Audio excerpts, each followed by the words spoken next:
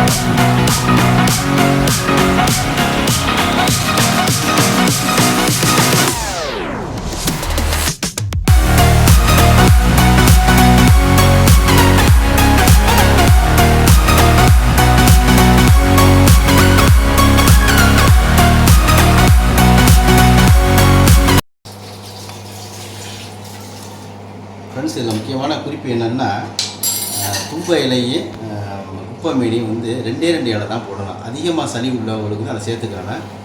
ஏன்னா அது ரொம்ப காட்டமான பொருள். அது மற்றபடி ரொம்ப வத்தணும் அவசியம் இல்லை. கொதிச்சதுக்கப்புறம் நம்ம மூடி வச்சுட்டு அதுக்கப்புறம் ஆற விட்டு நம்ம சாப்பிட்டுக்கிடலாம். இதில் தேன் சேர்த்துக்கிடலாம். வெறுமனை ப்ளைனாக சாப்பிட முடியாது. தேன் சேர்க்கலாம். இல்லாட்டி பனங்கற்கண்டு சேர்த்துக்கலாம். இல்லையா வெல்லம் கூட சேர்த்துக்கலாம். சேர்த்து நம்ம சாப்பிட்டுக்கலாம். கஷாயம் நல்லா ரெடி ஆயிடுச்சு.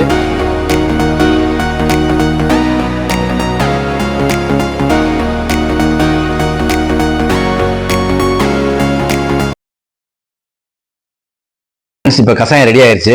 குடிப்போம் வாங்க. அப்படி எடுத்து சாப்பிடு.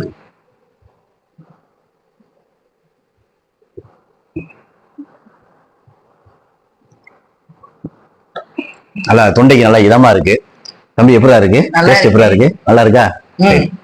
ஃப்ரெண்ட்ஸ், இது நம்ம சளி பிடிச்சாதான் கஷாயம் குடிக்கணும் அவசியம் இல்லை. வாரத்துக்கு ஒரு நாள் இது மாதிரி செஞ்சு சாப்பிட்டுக்கலாம். இது நம்ம செஞ்சு நம்ம வீட்டு பின்னாடி உள்ள கார்டன்ல செஞ்சு பண்ணிக்கிட்டா.